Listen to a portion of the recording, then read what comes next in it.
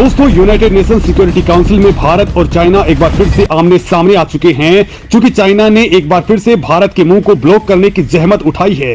उसने उसी veto power से भारत के हाथ बांध दिए, जिसके लिए अब बड़ा उलटफेर शुरू हो चुका है। दोस्तों, कुछ दिन पहले चाइना के विदेश मंत्री भारत आए थे। उन्होंने भारत के साथ रिश्तों की एक नई शुरुआत करने की बात कही थी, लेकिन उसके केवल 15 दिनों के अंदर ही यूएन में चीन ने कुछ ऐसा कर डाला कि अब भारत आग बबूला है, क्योंकि इस बार China United Nation Security Council में भारत से सीधा भिड़ चुका है। और दोस्तों, चाइना के तेवर देख करके नहीं लगता कि वो भारत को यूनाइटेड नेशन सिक्योरिटी काउंसिल की परमानेंट सीट के लिए आसानी से हामी भर देगा।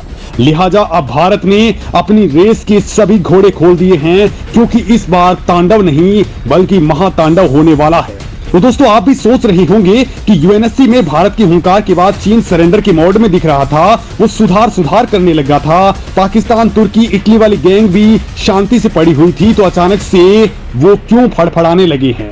और भारत अब ऐसा क्या करने वाला है कि जिससे पूरे यूएनएससी में आग लगने वाली है?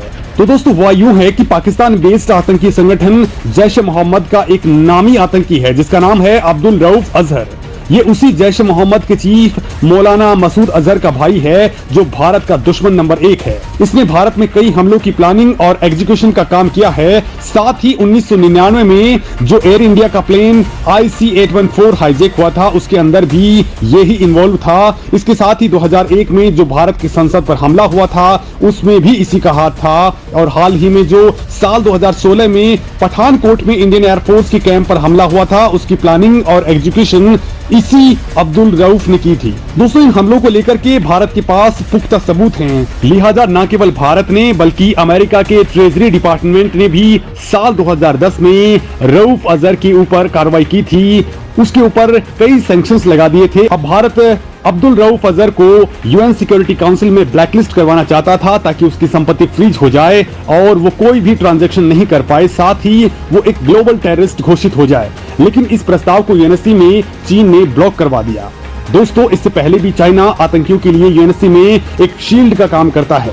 अब दोस्तों, जो चीन भारत के ऐसे कामों में टांग अड़ा रहा है, वो यूएन सिक्योरिटी काउंसिल का परमानेंट मेंबर बनने में भारत के सामने कितने अड़ंगे लगा सकता है, आप ये खुद ही सोच सकते हैं कि चाइना सहमति तो कभी दे ही नहीं सकता है। और इससे ना तो भारत को परमानेंट सीट मिलेगी और ना ही वीटो पावर। और दोस्तों, इसी बात से यूएन में भारत बौखला उठा है। भारत ने हाल में जो बयान दिए थे, वो इसी व्यवस्था के खिलाफ थे, जिसमें 5 वीटो पावर नेशंस से उनकी दादागिरी यानी उनका वीटो पावर छीनने की बात भारत ने कही थी। दरअसल दोस्तों, आज की डेट में ये कहना गलत नहीं होगा कि यूएन के अंदर जितनी भी बॉडीज और प्रोग्राम्स हैं, उनमें सबसे फेल्ड बॉडी यूएन की यही सिक्योरिटी काउंसिल है। क्योंकि दोस्तों, यूएन सिक्योरिटी काउंसिल का एक ही उद्देश्य है दुनिया भर में पीस और सिक्योरिटी को मेंटेन करना। इसी के लिए 5 परमानेंट मेंबर्स को वीटो पावर दी गई, लेकिन दुनिया भर में इन्हीं देशों ने शांति बहाली तो छोड़िए, उल्टा यूएन सिक्योरिटी काउंसिल के परमानेंट मेंबर्स ने ही दुनिया भर में कई युद्धों की शुरुआत कर डाली। कई देशों के ऊपर इन देशों ने हमले किए और दुनिया भर के सभी देशों के बीच शांति सुनिश्चित करने के लिए जो जिम्मेदारी थी, उसे पिछले 80 सालों में यूएन सिक्योरिटी काउंसिल ने आज तक नहीं निभाया। कभी आर्मेनिया अजरबैजान का युद्ध स्टार्ट हो जाता है, कभी यूक्रेन के ऊपर हमला हो जाता है, तो कभी सीरिया के अंदर सैन्य संघर्ष स्टार्ट हो जाता है, तो कभी चीन ताइवान के ऊपर हमला बोल देता है। दोस्तों, बड़ी बात तो यह है कि हिस्ट्री को देखा जाए तो यूएन सिक्योरिटी काउंसिल के दखल के बाद आज तक कोई भी युद्ध नहीं रुका है। ये कोई आज नहीं, बल्कि जब से यूएन सिक्योरिटी काउंसिल का गठन हुआ है, तब से ऐसा ही चलता आ रहा है। तब से हम दुनिया में एंडलेस वॉर देख रहे हैं। और अब हुआ यह है कि धीरे धीरे यूएन सिक्योरिटी काउंसिल के ऊपर बाकी सभी देशों का विश्वास उठता जा रहा है। अब कई सारी कंट्रीज की डिमांड है कि यूएन सिक्योरिटी काउंसिल वीक हो रही है, लिहाजा इसे फ्यूचर प्रूफ बनाने के लिए रिफॉर्म्स का दौर चलना चाहिए, जिसमें दोस्तों भारत ने सभी देशों को बहुत ही बोल्ड जवाब दिया है। भारत को रिप्रेजेंट कर रही रुचिरा कंबोज ने यूएन सिक्योरिटी काउंसिल के ऊपर सवाल उठाते हुए कहा है कि ये एक ऐसी सिक्योरिटी काउंसिल है जो अफ्रीका और पूरे लैटिन अमेरिका कॉन्टिनेंट और दुनिया के सबसे बड़े लोकतंत्र को ही परमानेंट मेंबर नहीं बना रही। तो वो कैसे फ्यूचर प्रूफ साबित हो सकती है। दोस्तों भारत ने कहा है कि अगर आप चाहते हैं कि यूएन सिक्योरिटी काउंसिल के ऊपर सभी का भरोसा बना रहे और ये फ्यूचर प्रूफ बने तो इसका एकमात्र ही तरीका है और वो है यूएन सिक्योरिटी काउंसिल में रिफॉर्म करना। रुचिरा कंबोज ने कहा है कि अगर सिक्योरिटी काउंसिल को अपनी क्षमताओं, अपनी नेतृत्व के ऊपर दुनिया को विश्वास कायम रखना है तो इसमें डेवलपिंग नेशंस को जोड़ना ही पड़ेगा। साथ ही जिन 5 परमानेंट मेंबर्स को रिस्पांसिबिलिटीज दी गई हैं वो अपने काम को अगर ठीक से नहीं कर पाते हैं तो उनका तुरंत वीटो पावर छीन लेना चाहिए। दोस्तों भारत ने यूएन में क्लियर कह दिया है कि अगर वीटो पावर भारत को नहीं मिलता है या फिर इसमें कोई सुधार नहीं होता है तो फिर इस संस्था से भारत बाहर हो सकता है।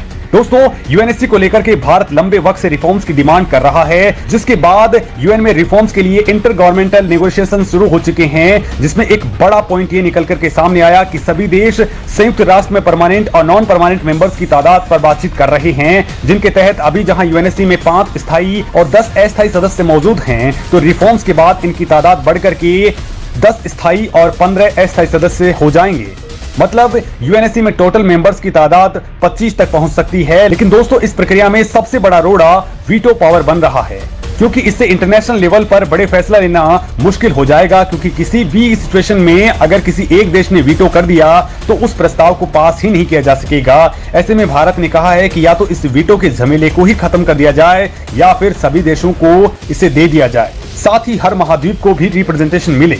और इसके बाद दोस्तों यूएन में तगड़ी उथल पुथल देखने को मिल रही है, क्योंकि भारत ने पहली बार इतने बोल्ड स्टेटमेंट्स दिए हैं, जिसके बाद खुद चीन भी हिला हुआ है। हालांकि उसने अपनी हरकतें अभी तक नहीं छोड़ी हैं। उसने पाकिस्तान को आगे करके एक बार फिर से चोंच निकालने की कोशिश जरूर की है, लेकिन पाकिस्तान इस वक्त खुद बर्बादी की हालत में है, लिहाजा उसकी बात दुनिया में कोई नहीं सुनने वाला। और भारत के बोल्ड स्टेटमेंट्स के बाद बड़ा उलटफेर होता दिख रहा है। और दोस्तों अब अगर साल 2025 तक भारत को यूएन सिक्योरिटी काउंसिल की परमानेंट मेंबरशिप और वीटो पावर मिल जाता है तो ये भारत के लिए बड़ी उपलब्धि होगी, क्योंकि भारत हर तरह से यूएनएससी की स्थायी सदस्यता का हकदार है। और जिस तरह से पिछले कुछ दशकों में भारत ने आर्थिक, सामाजिक और सैन्य तरक्की हासिल की है, उसके बाद दुनिया भर में भारत एक ग्लोबल लीडर के तौर पर पेश आ रहा है। और दोस्तों अब अगर यूएनएससी की परमानेंट सीट और वीटो पावर मिलता है तो भारत को सही मायनों में ग्लोबल पावर वाली हैसियत मिल जाएगी। दोस्तों इस मामले में आप क्या कुछ सोचते हैं, कमेंट करके जरूर बताएं।